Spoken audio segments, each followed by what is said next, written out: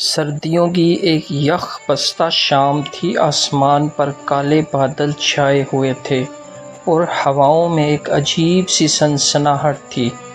علی office سے نکل کر گھر کی طرف روانہ ہوا۔ شہر کے اس حصے میں اس کا گھر ایک نسبتاً سنسان علاقے میں تھا، جہاں رات کو گلیاں تقریباً خالی رہتی تھیں۔ اس دن آفس کا کام کچھ زیادہ ہی لمبا ہو گیا تھا۔ جب وہ نکلا تو رات کے 10:30 بج رہے تھے۔ بارش کی ہلکی بوندیں پڑنا شروع ہو چکی تھیں اور سڑک کے کنارے لگے اسٹریٹ لائٹس کی روشنی مدھم سی اس کی آنکھوں میں پڑ رہی تھی۔ علی کے دوست اکثر اسے کہہ چکے تھے کہ اس روٹ سے رات کو اکیلے نہ آیا کرو، کیونکہ یہاں پرانی عمارتیں، سنسان گلیاں اور ایک بہت پرانا قبرستان ہے۔ مگر علی کے پاس وقت کم ہوتا تھا اور یہی سب سے مختصر راستہ تھا۔ علی پیدل چلتا جا رہا تھا۔ اس کے ہاتھ میں چھتری تھی، مگر ہوا اتنی تیز تھی کہ بارش کا پانی ہر طرف سے اس پر برس رہا تھا۔ چلتے چلتے اس کے کانوں میں ایک مدھم سی آہٹ پڑی۔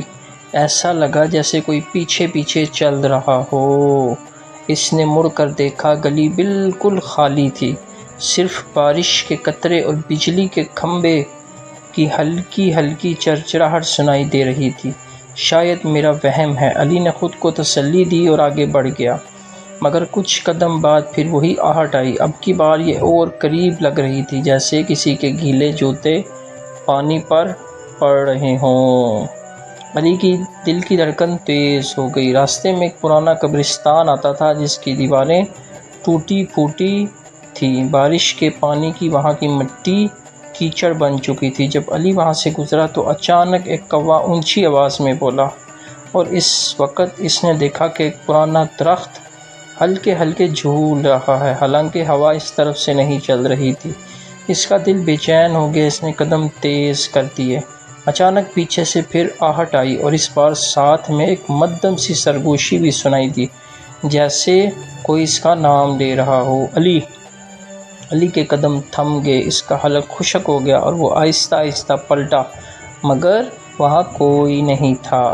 جب وہ پلٹا تو اس کی نظر قبرستان کے گیٹ پر پڑی۔ زنگ آلود گیٹ کے پاس ایک دھندلا سا سایہ کھڑا تھا۔ سایہ لمبا اور ایک انتہائی خوفناک، عجیب قسم کا۔ علی کی ریڑھ کی ہڈی میں سنسنی دوڑ گئی۔ اس نے نظریں ہٹا لی اور قدم تیز کر دیے، مگر جیسے ہی وہ قدم آگے بڑھا، وہ سایہ اچانک اس کے سامنے آ گیا۔ علی کا سانس جیسے رک گیا ہو۔ وہ پیچھے ہٹنے ہی والا تھا کہ وہ سایہ دھیرے دھیرے دھند میں تحلیل ہو گیا۔ اب علی کے ذہن میں صرف ایک ہی بات تھی کہ جلد از جلد گھر پہنچنا۔ مگر جیسے ہی وہ ایک خالی گلی میں پہنچا، اسے اپنے بائیں طرف کسی کے چلنے کی آواز آئی۔ اس نے مڑ کر دیکھا تو وہاں ایک بوڑھی عورت کھڑی تھی۔ اس کا چہرہ بالوں سے ڈھکا ہوا تھا اور ہاتھ میں ایک پرانا لالٹین تھا۔ علی نے کانپتی آواز میں کہا، اماں جی، آپ یہاں کیا کر رہی ہیں؟ عورت نے سر اٹھایا۔ اس کی آنکھیں بالکل سفید تھیں، جیسے آنکھوں میں کوئی پتلی ہی نہ ہو۔ پھر وہ دھیرے دھیرے علی کی طرف بڑھنے لگی۔ علی کے اندر خوف نے جگہ لے لی۔ وہ پلٹا اور تیزی سے بھاگنے لگا۔ اس کے پیچھے قدموں کی چاپ تیز سے تیز ہوتی جا رہی تھی۔ بارش اور تیز ہو گئی۔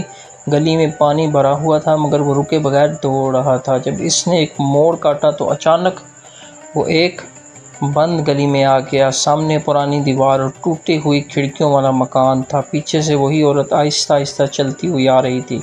اس کا لالٹین کا شعلہ تیز ہوا میں بجھنے کے باوجود روشن تھا۔